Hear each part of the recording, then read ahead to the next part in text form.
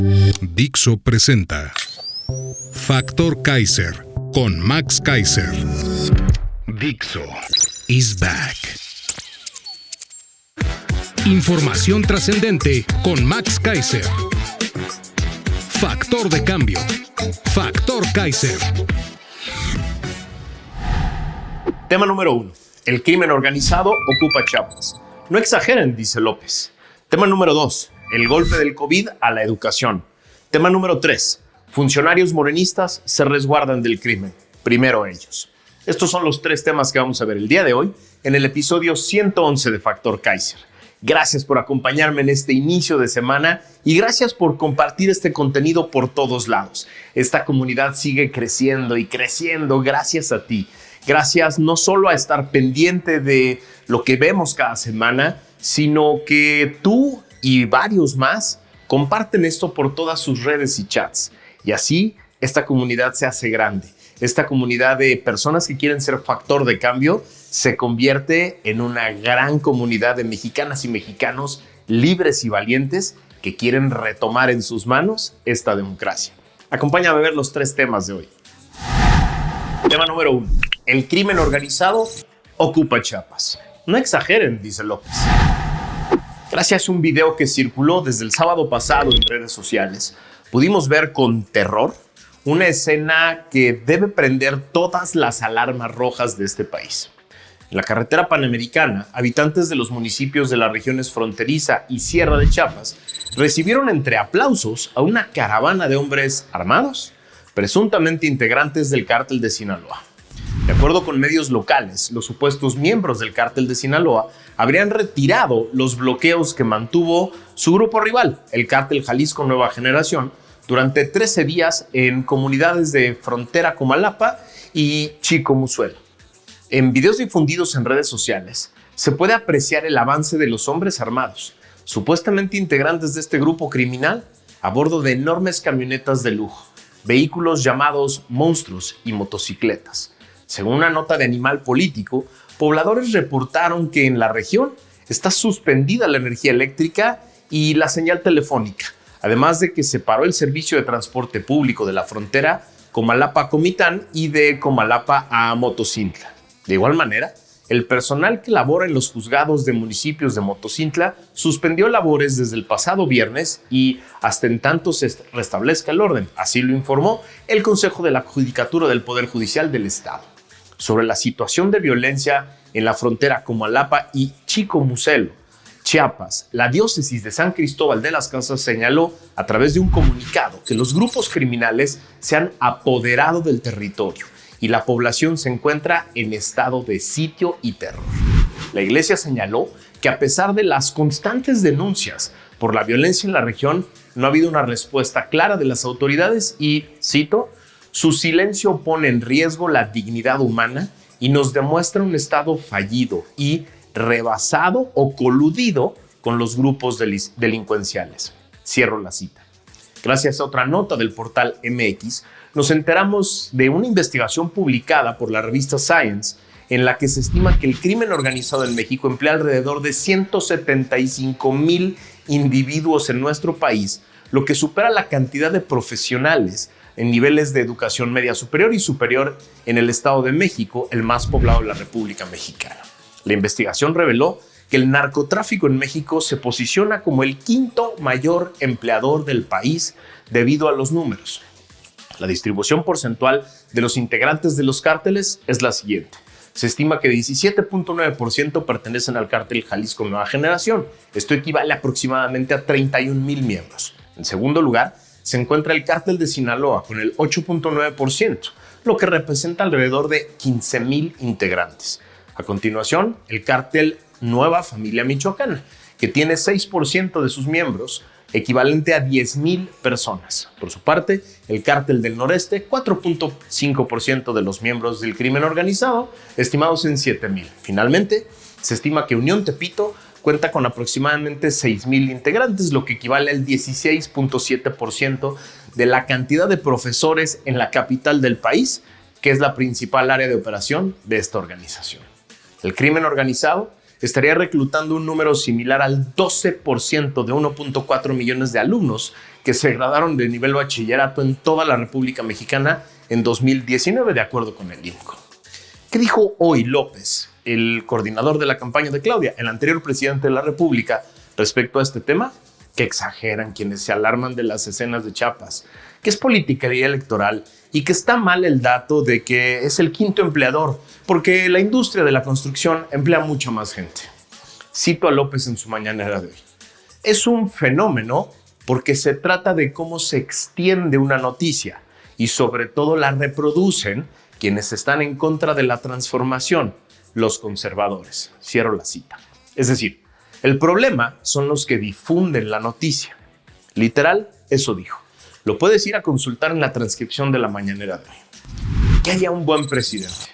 Un buen presidente nunca le hubiera permitido al crimen organizado que se sintiera tan cómodo como para desfilar públicamente por las carreteras de nuestro país y con eso hacer ver al Estado como una débil institución postrada ante su poder.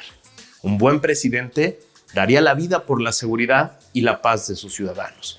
No se escondería detrás de un discurso mentiroso. Tema número 2. El golpe del COVID a la educación. Gracias a la primera plana del Reforma de hoy, nos enteramos de que el confinamiento a causa de la pandemia de COVID-19 pegó al aprovechamiento escolar de los alumnos de educación básica en matemáticas y en lectura. Un análisis de la Comisión Nacional para la Mejora Continua de la Educación, que le llaman Mejor Edu, organismo descentralizado del gobierno, reveló que, excepto segundo de primaria, que pasó de panzazo las pruebas de lectura, el resto de los alumnos de segundo hasta sexto de primaria y los de secundaria están reprobados.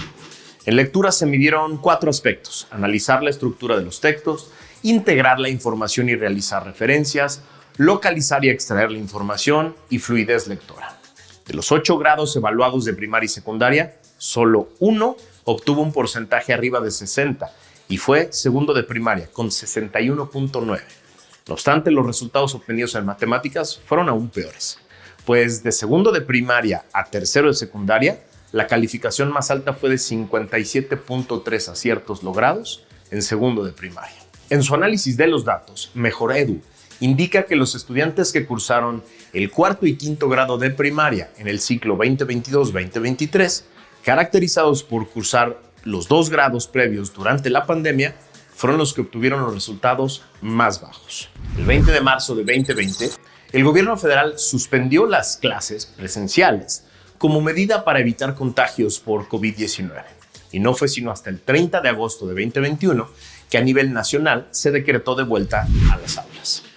Pasó un año y al inicio del ciclo escolar 2022-2023, que arrancó el 29 de agosto de 2022, Mejor Edu, instancia que acompaña a autoridades educativas con estudios, investigaciones, evaluaciones diagnósticas, aplicó las pruebas a alumnos de segundo de primaria hasta tercero de secundaria. La evaluación fue realizada con el objetivo de medir aprendizajes fundamentales en 3 materias: lectura, matemáticas y formación cívica y ética. Cito el informe del propio gobierno. En primaria, uno de los resultados de mayor relevancia es que en las 3 áreas de conocimiento se observa una tendencia decreciente en el porcentaje de aciertos desde tercero hasta quinto grado, con un ligero repunte en sexto. Sigo la cita. Específicamente, las y los estudiantes que iniciaron cuarto y quinto de primaria en el ciclo 2022-2023 obtuvieron el menor porcentaje de aciertos en comparación con el resto de los grados, reportó Mejor Edu. Sigo con la cita. Ellos se caracterizan por haber cursado los 2 grados anteriores en pandemia, es decir, tercero y cuarto, lo cual refleja la necesidad de reforzar en las aulas los aprendizajes de segundo ciclo de primaria, equivalente a la fase 4 del nuevo Plan de Estudios 2022, añadió.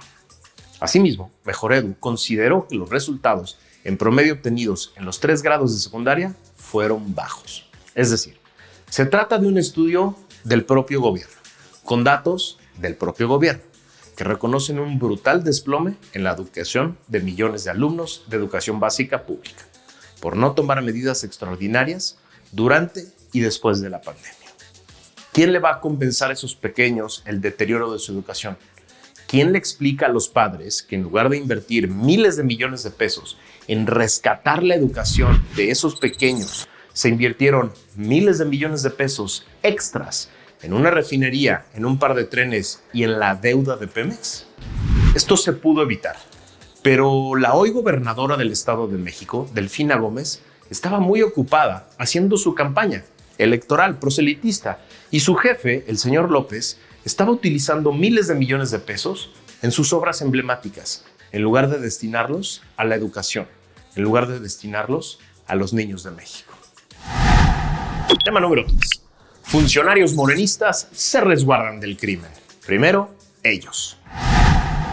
En el plan de austeridad de 50 puntos del presidente López, que presentó unos días antes de asumir el gobierno en 2018, en el punto 19 decía, cito, ningún funcionario contará con guardaespaldas, salvo aquellos encargados de la seguridad pública. Ninguno. Por su parte, el punto 23 decía, cito, nadie podrá utilizar aviones o helicópteros privados. Cierro la cita.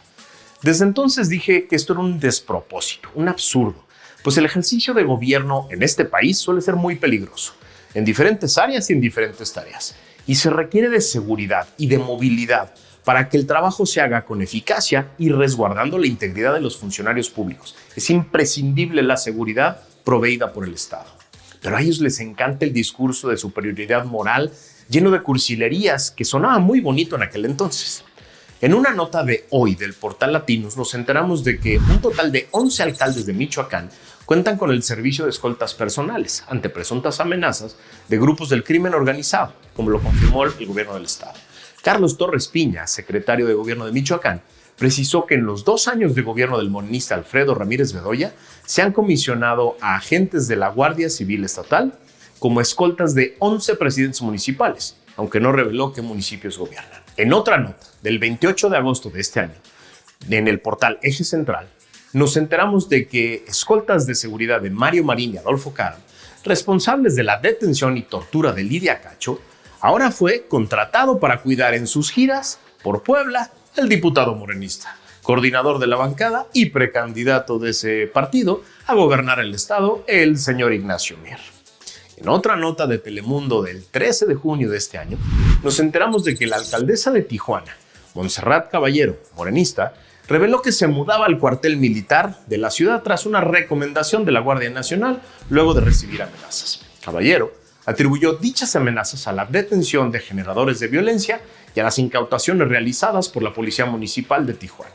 En otra nota de Latinos del 17 de septiembre, nos enteramos de que entre 2023 y 2024, Pemex gastará hasta 832 millones de pesos para que sus directivos viajen en camionetotas blindadas capaces de resistir ataques con granadas y fusiles militares. ¿A qué le temen los funcionarios de Pemex? No lo sé. La renta de unas 35 unidades blindadas se da en medio de la crisis financiera que vive la petrolera. En otra nota de julio de este año, el portal Latinos nos decía que los familiares de Andrea Chávez habían utilizado un avión privado, presuntamente de las Fuerzas Armadas, el día que esta diputada morenista presentó su primer informe de actividades legislativas de la Cámara de Diputados en un eventote en Chihuahua de enero pasado. En otra nota de Reforma del 15 de julio del 2021, nos enteramos de que el entonces senador de Morena, Julio Menchaca Salazar, hoy gobernador de Hidalgo, reconoció abiertamente que utilizó un avión privado para asistir a la toma de protesta de Rubén Rocha Moya, gobernador de Sinaloa, el pasado 30 de octubre de ese año. No hay que satanizar porque hay taxis aéreos. Alguien podrá tener la disposición presupuestaria de comprarse una Suburban. A alguien le podrá alcanzar para un Volkswagen. Y es muy sus recursos. Que los utilicen lo que crea conveniente. Hay un servicio de taxis aéreos y no es un pecado, indicó el senador, ahora gobernador. En otra nota más, del Siglo de Durango, del 3 de agosto de este año, nos enteramos de que en abril de 2022, Adán Augusto López, entonces secretario de Gobernación, y Luis Rodríguez Bucio, entonces comandante de la Guardia Nacional, utilizaron una nave del cuerpo policiaco para acudir a reuniones de seguridad en Coahuila y Sonora. Pero eso no es lo importante, porque también confirma que en esos viajes el exsecretario de Gobernación participó en asambleas de carácter proselitista. El problema es la mentira y la incongruencia. El problema es prometer lo que sea para engañar. El problema es subirse a un ladrillo de su superioridad moral y pontificar desde ahí. Pero también, y aún más importante, el problema es que solo les preocupe su seguridad y no la de los ciudadanos. A ver, que quede clarísimo. En Factor Kaiser y yo personalmente estoy a favor de que a todos y a cada uno de los servidores públicos que pueden tener su integridad física en peligro se les cuide bien, se les cuide por el Estado, se dote de recursos públicos. Pero hay dos problemas. Primero, la hipocresía y la incongruencia. La hipocresía de decir durante años que esas personas que ponían en riesgo su vida al servicio del Estado estaban utilizando lujos del Estado, como si las camionetas blindadas, los aviones, los helicópteros fueran simplemente un lujo, cuando muchas veces son la medida para cuidar a estas personas del crimen organizado y de otros riesgos. Pero el segundo problema es que hoy Morena se dedica a negar abiertamente, solo para cuidar la imagen de su jefe, que hay un gravísimo problema de violencia y seguridad en el país. Que lo nieguen abiertamente, que lo nieguen públicamente, que digan que vamos a toda madre en seguridad, que nos quieran ver la cara de pendejos con datos falsos sobre la supuesta seguridad y sobre el supuesto éxito de su estrategia, y ellos sean los primeros en comprar camionetas blindadas, en subirse a aviones privados y tener escoltas, porque lo importante es su seguridad. Eso es lo que enchila. Enchila la incongruencia, enchilan las mentiras y enchila sobre todo que nos digan que todo va a toda madre mientras ellos se resguardan en camionetas blindadas y llenos de escoltas por todos lados, para que nosotros tengamos que sufrir a la intemperie como ciudadanos normales de la inseguridad que no quieren reconocer y que no quieren atacar. Estos son los tres temas para iniciar la semana. Son tres temas muy importantes que van a dar muchísimo de qué hablar. Por eso es tan importante que le entiendas a estos temas, que te metas a revisar qué está pasando en este país para que no compres slogans baratos de campaña. Vienen las campañas del Frente y de Morena. Viene la posibilidad de tener alternativas de gobierno o más de lo mismo. Tú vas a decidir. Al final el voto está en tus manos. Tú, dueño de una credencial de elector, es el que tiene la decisión final. Pero creo que sí es muy buen momento para que lo hagamos con toda responsabilidad, con la responsabilidad de estar bien enterados de lo que está sucediendo. Gracias por haberme visto en este primer episodio de la semana. Te espero el miércoles para que sigamos convirtiéndonos en factor de cambio. Dixo is back.